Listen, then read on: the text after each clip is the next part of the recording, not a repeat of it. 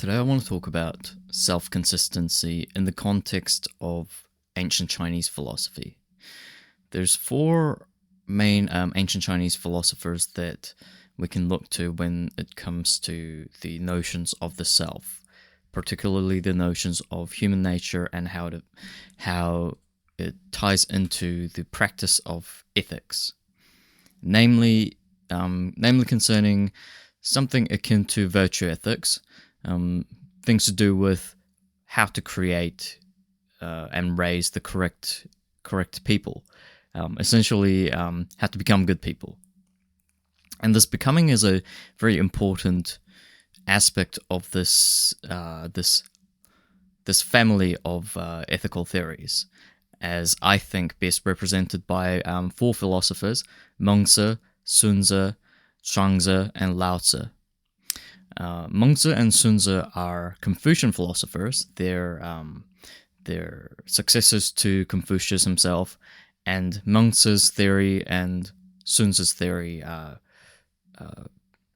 sort of rival one another, in that Mengzi, when considering human nature, considered it to be inherently good, and he considered ethics to be a sort of a gardening activity in which you're attempting to help raise the sprouts of goodness in people with encouragement and the right education and such. Whereas Sunzi thought of people as inherently evil, and this is a sort of an exaggeration born mainly out of the comparisons frequently drawn between Mengzi and Sunzi, because they presented rivaling theories. It wasn't so much that Sunzi thought of people as essentially evil, more that they innately tend towards the wayward path, and that they need to be sort of disciplined into following the correct pathways.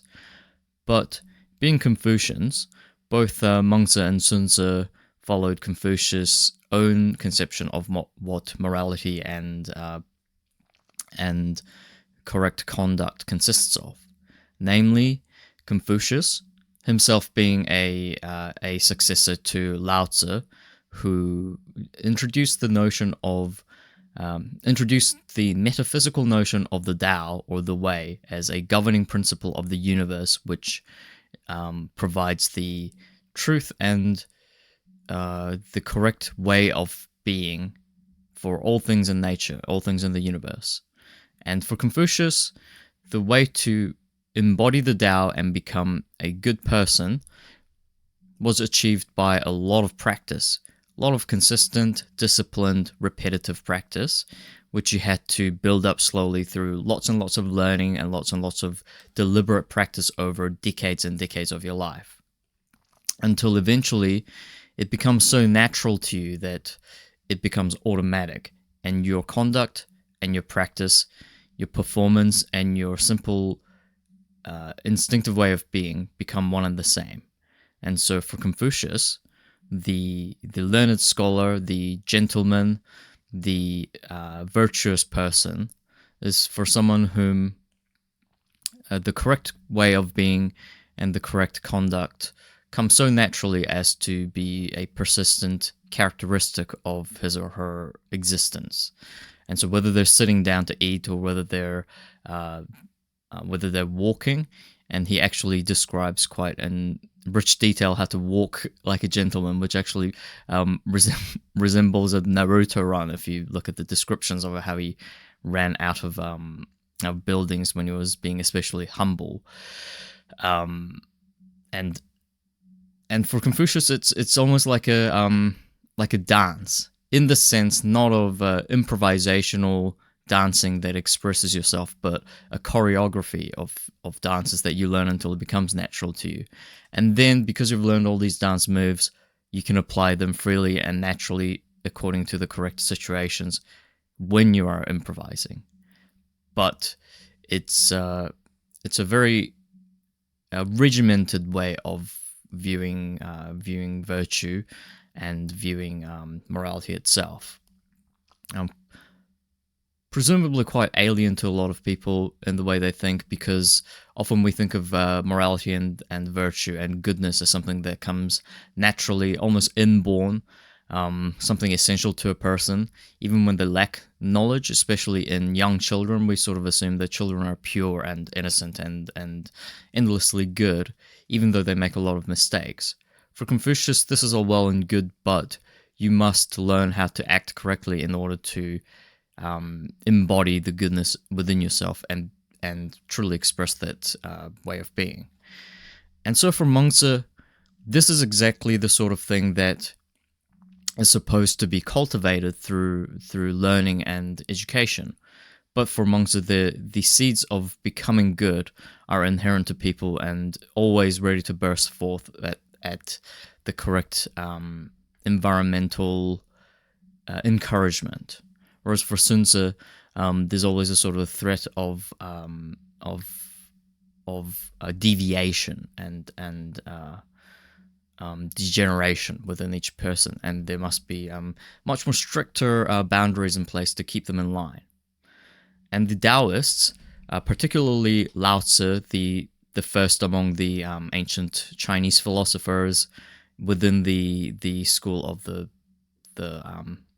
well, I'm not sure if I should call it a school, but he does initially introduce the notion of the Tao, which is taken up by everyone from Confucius to his rivals such as Mozi, as well as Chuang-Tzu, the ancient Chinese Taoist philosopher. And the difference between Lao Tzu and Chuang-Tzu are often quite blurred, both within academic discourses, because they're quite often lumped together as the two Taoists, as well as, of course, within the popular understanding of Taoism, and they're almost treated as interchangeable within popular understandings of Taoism, but they're quite different. After I explain the key difference, I'll also mention the interesting difference. So the key difference between them is that Lao Tzu is mainly first and foremost a metaphysician. For him, the Tao, the way, the inherent universal true principle of the universe is a metaphysical fact. And this metaphysical force of the Tao flows through all things in the world and is the fount of knowledge and goodness. And the understanding of the Tao as a metaphysical fact is where the scholars must draw upon for their own knowledge about what is good and what is correct and how to be good in this world, including, and this is the interesting side bit, including how to govern. Lao Tzu often presents a very, very much pragmatist and almost a sort of Machiavellian way of thinking about politics. He mentions in many of the passages in the Tao Te Ching that you must fill the bellies of the people and empty their minds so they're happy and ready to be governed well. And in the same way, you must rule as though you're not ruling at all, because once the people feel that they're being forced to be governed, they will revolt and become resentful. And if you are having to force things as a governor, as a ruler, then you're doing something wrong. It has to be as though you're not putting in any effort. It has to be as though nobody is doing the ruling and nobody's being ruled, yet all of your will is realized in the way that society is being operated under your governance. And so there's a lot of interesting parallels we could draw between Machiavelli and Lao Tzu, but we'll leave that for another day. The important difference between Lao Tzu and Chuang-Tzu is that Chuang-Tzu is an epistemologist rather than a metaphysician. For Chuang-Tzu and for his contemporaries of the time, epistemology and linguistic philosophy is a primary concern. The two primary concerns, in fact, of the era. And Chuang-Tzu is very unusual for this period in that he refuses to follow along with the rest of the Chinese philosophers of the time who were very interested in a sort of a proto-analytic philosophical approach to knowledge, namely studying the difference between different concepts and studying the commonalities between different concepts. And this study of the difference and commonalities was central to a lot of other philosophers' thought of the time. But Chuang-Tzu and one other well-known contemporary of the time called Huishe. These two philosophers, and Huishe influenced Chuang-Tzu quite a bit, were strongly relativistic in their approach to philosophy and epistemology, meaning that they refused to accept that there were better or worse ways of knowing. And Chuang-Tzu was very strongly relativistic to the extent that he refused to accept that there are better and worse ways of determining which ways of knowing is best. In the sense that he even went so far as to refuse to accept that his own views were necessarily more correct than the others. Although there's a kind of an interesting relativist trickery going on here, as is usual with as is the commonality between all relativists, which is that to accept the relativists' injunction that you can't put one perspective over the other, including the relativists' own views, is to accept the relativists' position as being better than the other positions, which necessarily attempt to delineate between better and worse ways of understanding the world and deriving facts and knowledge and truth. And Chuang-Tzu is interesting in that for him, the Tao and ways of being are sort of an epistemological affair rather than a metaphysical one, in that he doesn't think that goodness is good or evil is evil and so on because there is a metaphysical principle inherent to the universe that you come to understand. And that metaphysical principle tells you that everything is relative and knowledge is ultimately and necessarily subjective. He derives these notions epistemologically, and for him, epistemology ties into the correct way of being in terms of how to live as a person, because of course a large part of living and existing is simply knowing and determining what you know and what you don't know, and also, more importantly for Chuang-Tzu, determining what you can know and what you can't know. And so the famous story that Chuang-Tzu tells is a perspectivist one, in which one day someone wakes up in a dream as a butterfly and flutters around, has a good time as a butterfly, and then wakes up again as a human being, and then goes, well, was I a butterfly or was I a human being? Am I a butterfly dreaming of being a human being right now? Or was I a person dreaming of a butterfly before? How do I know the difference? And I think that this kind of epistemology readily lends itself to a sort of a non-committal, fallibilistic. It's referred to as fallibilism in contemporary philosophy. This sort of revisionistic move from one system of knowledge to the next, depending on the context and situation, rather than sticking to one and continuing to apply to all things in a universalistic sort of way. I think this sort of epistemology lends itself to a particular perspective on ethics as a sort of a processual or perspectival or contextualist sort of one. As in, and going back to the original topic, which is self-consistency as persistence of the same mode of being from one moment to the next, from 1 year to the next, from one situation to the next, becomes something to actually be avoided and a red flag for the Chuang-Tzian ethicist, because it shows that you're being dogmatic about which perspective to take on, and you're not letting go of the first perspective when it calls for a different one the next. Whereas for the Confucians, it's very much about meticulously developing your singular perspective until it becomes so perfect and so well carved out that it becomes universal and universally applicable no matter which situation that you find yourself in. whether you're interacting with a child or an elder.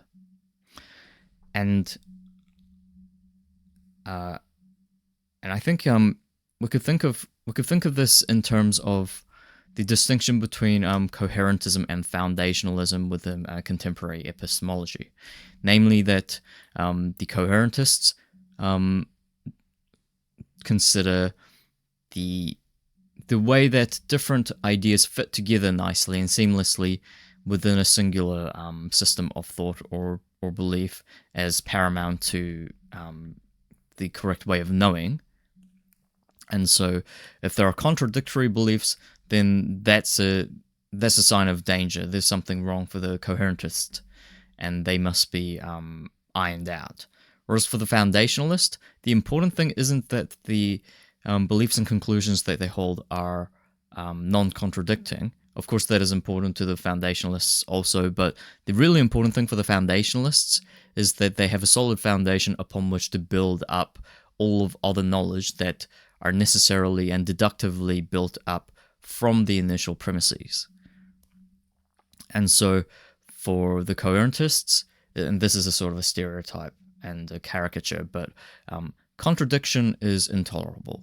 Whereas for the foundationalists, groundlessness is intolerable.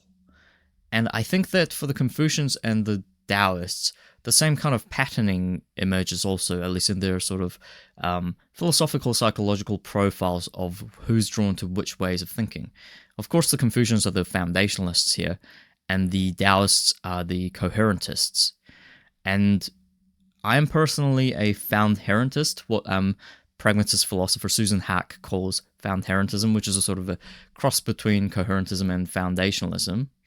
And I think that insofar as the Confucians were heavily influenced by the Taoists, and Confucius himself considered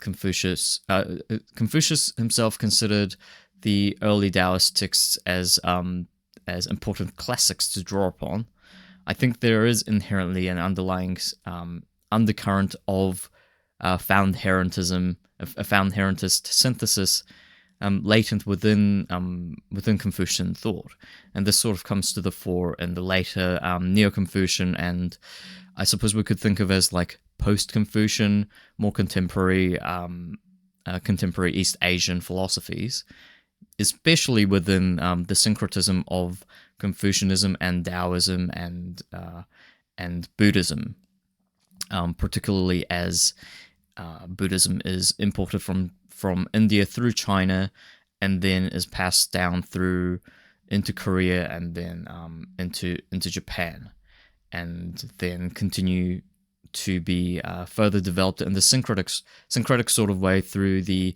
interchange of thought between China, Korea, and Japan from the 1600s onwards, from the age of discovery onwards, roughly. And I think that personally, I think that coherence is actually much better as a goal for individuals, insofar as inasmuch as the psychoanalytic insights of the past hundred or so years inform us about the way that people are. I think that coherence is far more important than the foundationalist concerns that have preoccupied people for the past couple of millennia. But I think it is also telling that the foundationalist, metaphysical, universalist sort of modes of thought are so popular as to be the staple in common sense thinking. Whenever we think about ethics in public, in the commonsensical, general public arena, we fall back on the metaphysical, foundationalist, universalist, necessary logic sort of way of thinking rather than a coherentist one. To most people, relativism is a sort of a slur, and it's remained that way until very recently, when it became a sort of it became more and more in vogue within academia. But even then, it's considered a sort of a cynical and dangerous sort of position to take, and very much detached from the practical concerns of everyday life, as well as applied philosophy. It's seen as first and foremost a destructive and deconstructive affair that is intended to break down other philosophies rather than build one up yourself. But I think, as we can see from Richard Rorty's notions of doing philosophy as a sort of a strong poetic exercise rather than attempting to find the ultimate truth and then apply it universally across everywhere and onto everyone, but nonetheless making it a very useful and down-to-earth sort of activity in which you apply this relativistic philosophy to your own life in order to remake yourself in the direction that you want to. I think that a coherentist way of viewing yourself and ethics for yourself is a viable and I think personally a very important option. And I think again, psychoanalytically, it bodes much better for the mental well-being and health of each individual. You don't need to force yourself to accept one particular set of moral codes and then try to force your own psyche into it. That is precisely the key element of Freud's insight about psychosexual repression, that this is what society demands of its individual members, but nonetheless at a great price of neurosis and repression of your own desires, and ultimately the stemming of your full self-expression. And whereas Freud considered this a sort of a necessity of complex societies, and he considered it to be something that becomes more and more necessary as society becomes more and more complex, and therefore civilizational development is closely tied up with increasingly greater and more complex means of repression.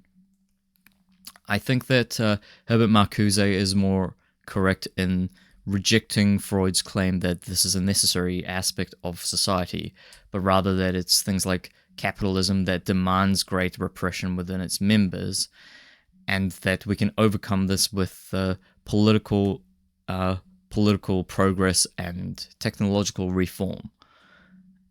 And I think that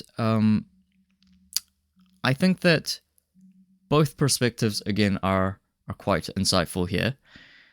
Freud's insight that society is a great mechanism of repression that keeps everyone in line and ensures that typically repressed desires, namely the drive towards death and destruction and the urge to harm others and yourself, are best kept in line, if not mainly repressed, or at least sublimated in some way, in order to keep everyone safe.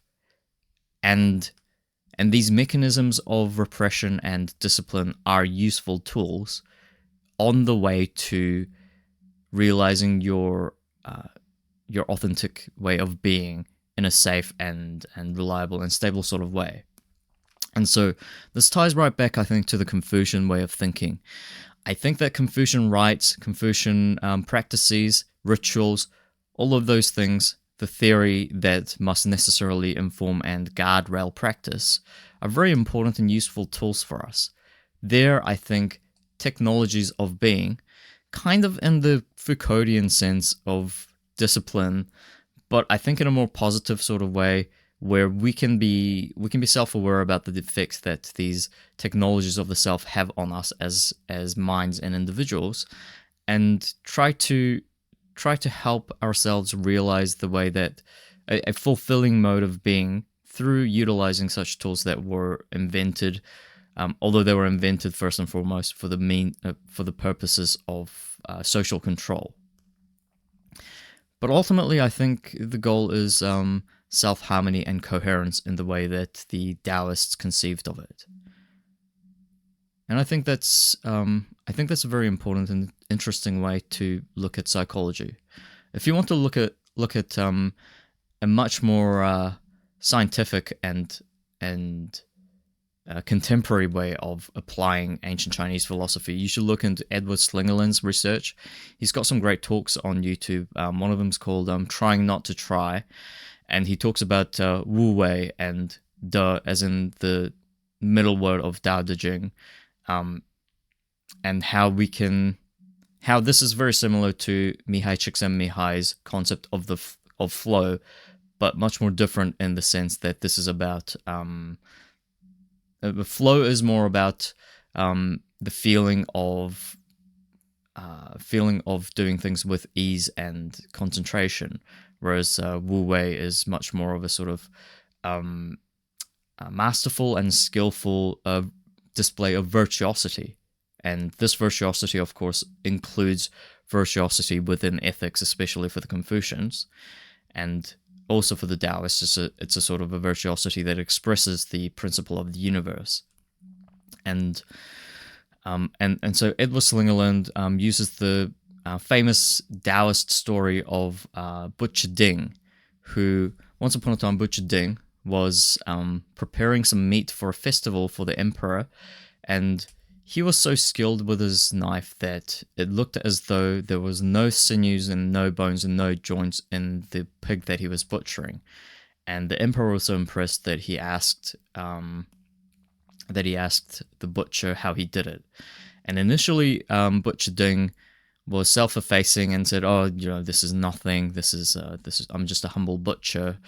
But upon being asked repeatedly by the impressed emperor, he admitted that it comes from following the way, and he had to learn it over many, many years of practice as a butcher. And Edward Slingerland uses this example of mastery as exactly what the expression of Wu Wei, which is non-doing, translates into non-doing. He uses it as the paradigmatic sort of example within the Taoist literature. And Edward Slingerland's approach is very interesting. He takes on a sort of a comparative humanities, but also a neuroscientific approach. And so he uses the example of this game called Mind Ball, in which two players put on EEG, electroencephalogram caps, and they look at a ball on a long table, and they stand on either side of the long table, and then they look at the ball with the EEG caps on. And the more they relax, the further the ball advances away from them. And the goal of the game is to move the ball all the way across to the other side and put it into the opponent's side of the table. And so you are competing with another person to relax more. And the more you try to relax, the less well you do at this game. And so you have to do other weird tricks like think about something else relaxing, try not to look at the ball, close your eyes, try not to think about what the game is. And the moment you get excited, you start losing. The moment you start trying, you start losing. And Edward Slingerland suggests that this is exactly the kind of neurological state that the ancient Chinese philosophers were describing as the state of mind that you enter when you're in the zone, when you're locked in and performing in this incredible, amazing sort of way, but without having to force things. You relax into virtuosity. You relax into mastery.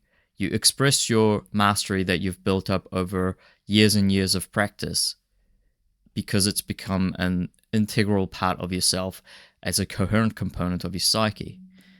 And I think that this way of thinking about ethics and ways of being is essential to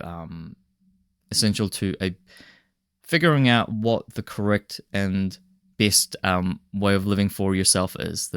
What is the sort of self that you can and ought to become and you wish to become, in a similar way as, say, the Jungians think of individuation as bringing back the shadow of your psyche into the fold by coming to terms with it, accepting it, and then, as I mentioned in another video, I think befriending it. And that is a very much a coherentist way of viewing your psyche. And I think there's some important commonalities and useful commonalities between the Chinese philosophers and modern psychoanalysts. I'll leave it there for today.